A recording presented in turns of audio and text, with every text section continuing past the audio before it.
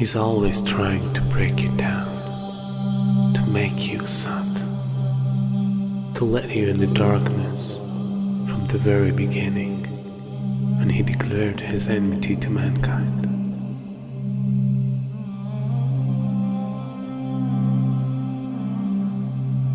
And throughout the history, he caused evil and destruction between every nation.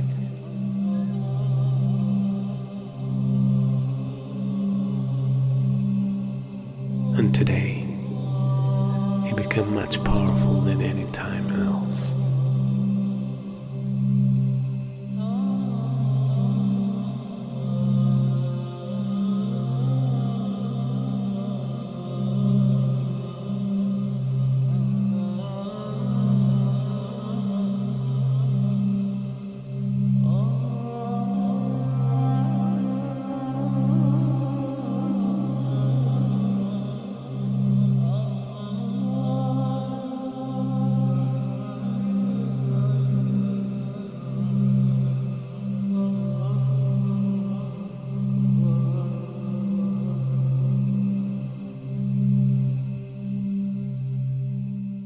A new world order, a world where the rule of law, not the law of the jungle, governs the conduct of nations.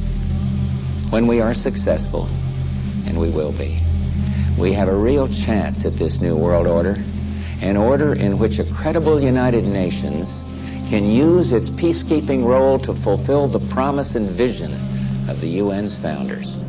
We begin to see the climax of a major change in society, the climax of a new world order. And we begin to see a type of integration between information technology and trade. We begin to see the economy, politics, culture, and ideology being transported simultaneously from nation to nation. And with this technology, with the ability to transport ideas, the very value systems of people, the way that they eat, what they enjoy to do, how they enjoy recreation, their racial concepts, their culture, their ideology being transported all around the world, a type of globalization. And with this boom in the information technology, and with this major event that takes place, now it comes to a culmination and it starts to reach a high point. And so the innocent people, we look at this and we say, what is going on? What is happening to the world that had so many different varying views, different nations, different ways of approaching things that can complement each other? Now we see politics is stripped of real power, that the economy governs all social exchange. We see that the states serve the financial power structures, that the real power is no longer in the hands of the generals, but the real power now switching to the hands of the people who run the economy, to the banking systems. And then we see that politicians play the role of public relations officers, only to control the masses, either by lulling them to sleep or by terrorizing them.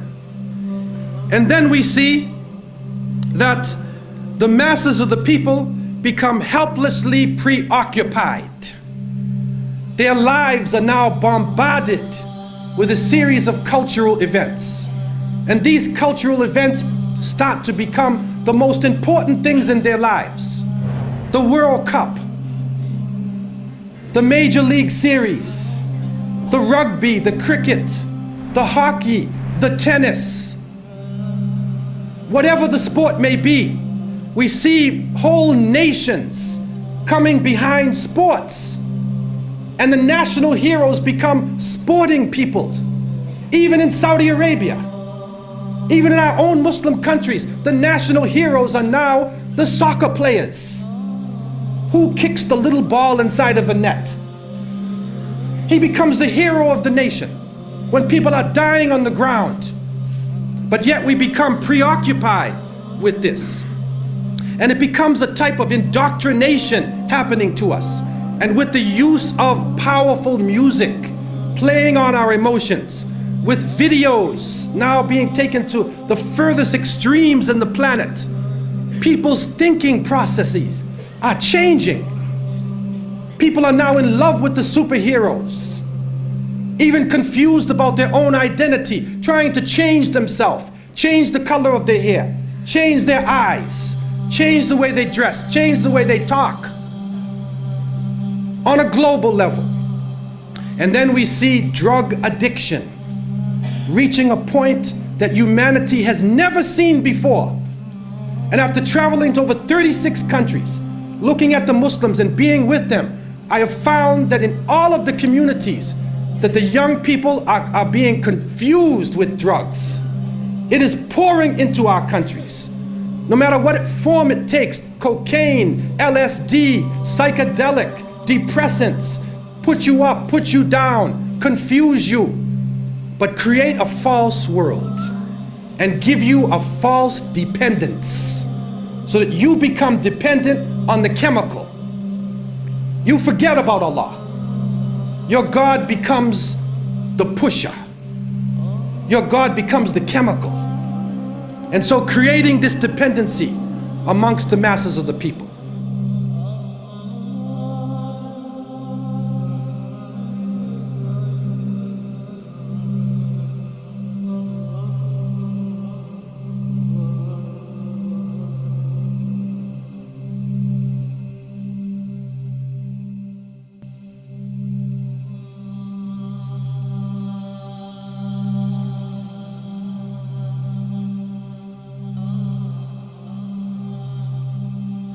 This is a dollar bill, which is the now devalued dollar bill. And on the back of the dollar bill, there's a seal on this side. It's called the Great Seal of the United States. That's what it's called. It's their seal. Now behind the seal, this is actually what is behind the Great Seal of the United States, is a pyramid with one eye. Now the one eye is the sun god Re, which is where we get the word ray, sun rays. It is the sun god, same Mithraic character, and he shows up again and again. This is the Masonic god of the ray. 13 5-pointed stars, and when you draw lines between them, you'll draw a 6-pointed star. If the hexagonal star is lifted out and placed over the image of the pyramid, its points indicate specific letters in the Latin inscription surrounding it, which are thought to be an anagram. Inside the American dictionary is the word anagram, which is the intentional scrambling of the letters of a word to conceal the real word. So if you re-scramble, you get Masons. This is how we know that the Masons originated the drawings for the Great Seal of the United States. This search for concealed meanings in the iconography is not confined to the imagery alone. It is claimed that the number 13, the most ominous number in Western tradition, is hidden throughout the symbols on the $1 bill. They point out the repetition of the symbolic number 13. There are 13 leaves on the olive branch in the eagle's right claw, 13 arrows in the left claw, 13 stars above the eagle's head, and 13 bars and stripes on the shield. Count the feathers. You'll notice that there are 32 feathers on the bird's left wing and 33 on his right wing. This is understood to refer to the 33 degrees of Masonry introduced by the Supreme Council of the Scottish Rite, America's most prominent Masonic order, whose national HQ is in Washington. If you look, you'll see the pyramid is built except for the top. It's built except for the top. The eye is suspended above the top. It hasn't come down yet.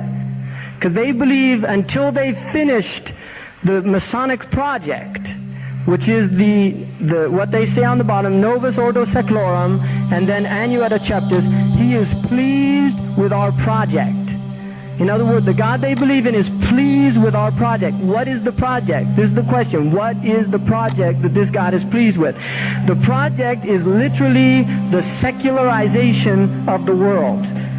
To completely strip the world from religious beliefs. This is the project, and that is why it is called Novus Ordo Seclorum, a new secular or worldly order.